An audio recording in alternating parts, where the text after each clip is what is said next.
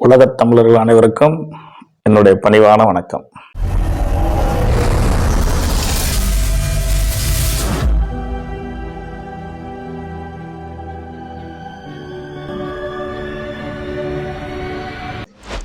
உலகத் தமிழர்கள் அனைவருக்கும் என்னுடைய பணிவான வணக்கத்தினை தெரிவித்துக் கொள்கின்றேன். எந்தெந்த தேதியில் பிறந்தவருக்கு என்ன என்ன அதிர்ஷ்ட எண் அப்படிங்கிறது எல்லாருக்கும் ஒரு ஆர்வம். அந்த அடிப்படையில் இப்பொழுது இந்த பதிவு 7ஆம் தேதியில் பிறந்தவருக்கான பதிவு. 7ஆம் தேதியில் பிறந்தவருக்கான பதிவு. 7ஆம் தேதி என்பது 7, 16, 25.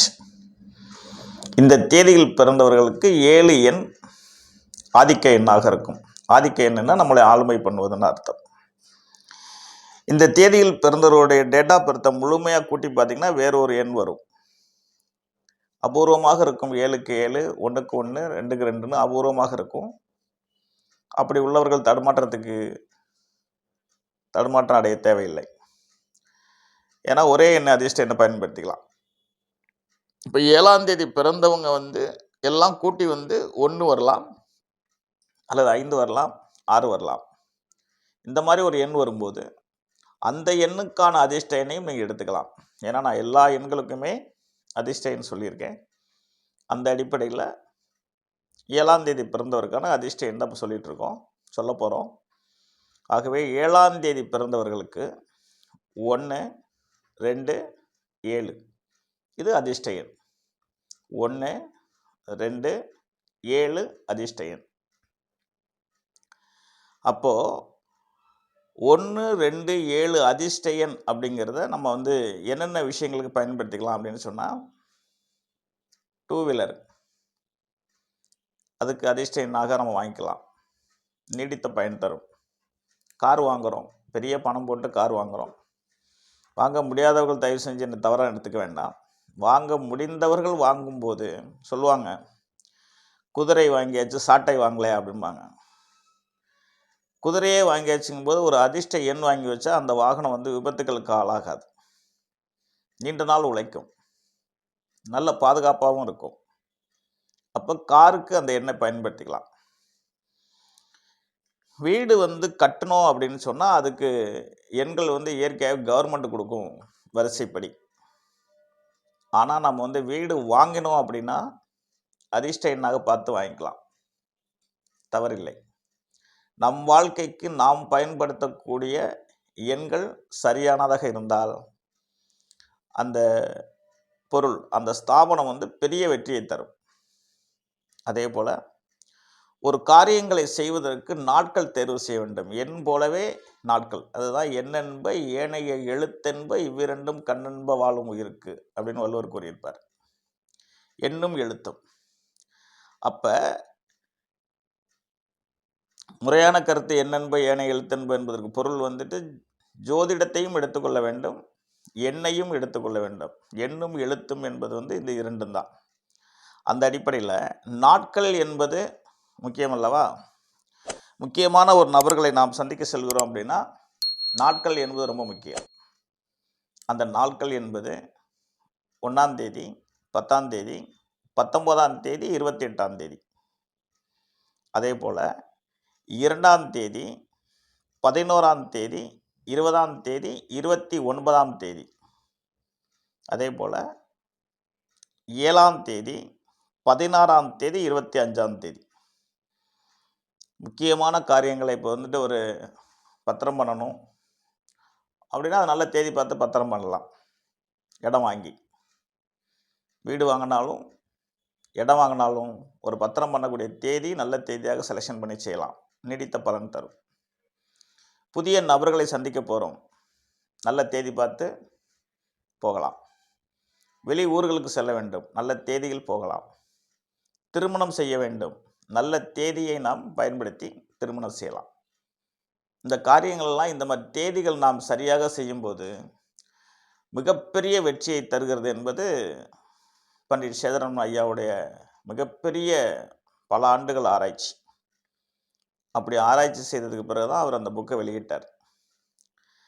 அது நான் படித்த முதல் புஸ்தகமும் அதிர்ஷ்ட விஞ்ஞானம் என்ற அந்த புஸ்தகம்தான். அந்த புஸ்தகத்தின் வழியில் தான் நான் இன்று வரை நடந்து கொண்டிருக்கிறேன். எந்த ஒரு காரியத்தை செய்தாலும் அதற்கு நல்ல தேதியை முன்கூட்டியே ஆராய்ச்சி செய்து வைத்து விடுவேன். அன்றாட வேலையில் நம்ம தேதி பார்த்து செய்ய முடியாது, நேரம் பார்த்து செய்ய முடியாது. நமக்குன்னு சில காரியங்கள், பொறுப்புகள் வருது இல்லைங்களா? அந்த காரியங்கள், அந்த பொறுப்புகளை நாம் அந்த தேதியில் செய்தால் மிகப்பெரிய வெற்றி. எண்கள் எதற்கெல்லாம் தேவையோ அந்த எண்களை பயன்படுத்தினால் மிகப்பெரிய வெற்றி. குறிப்பாக இன்னைக்கு உலகத்தில் அதிர்ஷ்டம் என்ற விஷயத்தை தேடிக்கிட்டு போகிறாங்க எல்லாருமே. அது யதார்த்தமாக போகிறாங்களா, தொழிலாக செய்கிறாங்களா, நிறைய செல்வத்தை இழந்துடுறாங்களான்னு தெரியல. நிறைய தவறுகள் நடக்கிறது மட்டும் தெரிகிறது. அது என்ன, எந்த துறையில் அந்த தவறு நடக்குதுன்னா, லாட்டரி டிக்கெட் வாங்குறதுல அந்த தவறு நடக்குது. லாட்டரி டிக்கெட் வாங்கலாம், தப்பு இல்லை. கேரளாவில் இருக்கிறது, எல்லா நாடுகள்லையும் இருக்கிறதாக இப்போ சமீபத்தில் எனக்கு தகவல் வந்தது. எல்லா நாடுகள்லேருந்து என்கிட்ட பேசிகிட்டு இருக்காங்க. அதிர்ஷ்டம் அப்படின்னு நான் சொன்ன உடனே எல்லாரும் எனக்கு என்ன சார் அதிர்ஷ்ட எண் அப்படின்னு கேட்குறாங்க. இந்த எண்ணை நான் வாங்கினா எனக்கு லாட்டரி டிக்கெட் விழுமா, பரிசு விழுமான்னு கேட்குறாங்க. எல்லோருக்கும் தகுந்த பதில் சொல்லிட்டு தான் இருக்கேன். என்னை நம்பி அதிக லாஸ் ஆகிறதுக்கு நான் ஒரு காலம் அனுமதிக்க மாட்டேன். விபரீத ராஜயோகம் என்பது எல்லோருக்கும் இருக்கக்கூடிய ஒன்று தான். ஆனால் அந்த விபரீத ராஜயோகம் எந்த ரூபத்தில் இருக்கும் என்பது யாருக்கும் தெரியாது. அதுக்கு பல வடிவங்கள் இருக்கிறது. அந்த காலத்தில் புதையல் இருந்தது. அப்புறம் பாட்டன் போட்ட சொத்து அப்படிங்கிற மாதிரி பூர்வீக சொத்து ரொம்ப பேருக்கு இருக்குது. அதே மாதிரி தத்து பிள்ளையாக போவாங்க, அது ஒரு அதிர்ஷ்டம் தான். எல்லாத்தையும் தாண்டி லாட்டரி டிக்கெட் விழுவும். உழைப்பின் மூலமாக நான் உயர்ந்தேன் என்றால் அது ஜோதிடம். உழைப்பின் மூலம் உயர்ந்தேன் என்றால் அது ஜோதிடத்தில் இருக்கிற நல்ல நேரம், நம்ம வாங்கி வந்த வரம். அந்த வரத்திற்குள்ளே ஒரு விபரீத ராஜயோகம் இருக்கிறது, திடீர் பணக்கார யோகம் அப்படின்னா அது லாட்டரி டிக்கெட்டு தான். மற்ற நான் முன்னாடி சொன்ன கான்செப்ட் தான். அந்த அடிப்படையில் இந்த லாட்டரி டிக்கெட் கூட என்னைக்கோ ஒரு நாள் ஐயப்பனை பார்க்க போகும்போது வாங்குகிறோம் சார் அப்படின்னா, இப்போ நான் சொன்ன எண்களில் அந்த 6 எண்களையும் கூட்டி லாஸ்ட்டாக ஒரு எண் வரும். அது உங்களுடைய அதிர்ஷ்ட எண்ணாக இருந்தால் வாய்ப்புகள் அதிகம். நடந்தே தீரும்னு நான் சொல்ல மாட்டேன், வாய்ப்புகள் அதிகம். நம்மளுடைய அதிர்ஷ்ட எண் நமக்கு நன்மை தானே செய்ய முடியும். அதுக்கு காலம் ஒத்துழைப்பு தர வேண்டும். அதில் உங்களுடைய ஜாதகத்தில் விபரீத ராஜயோகம் என்று ஒன்று இருக்க வேண்டும். அதுக்கு சாதகமான திசைகள், புத்திகள் நடக்க வேண்டும். அப்படி நடந்தால் மட்டும்தான் அது சாத்தியம்.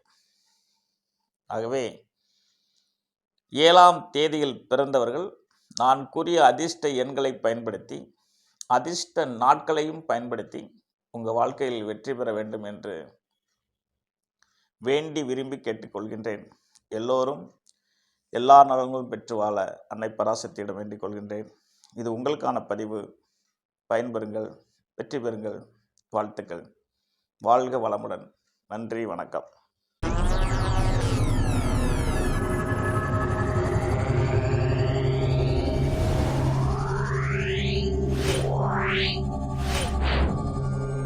Yeah.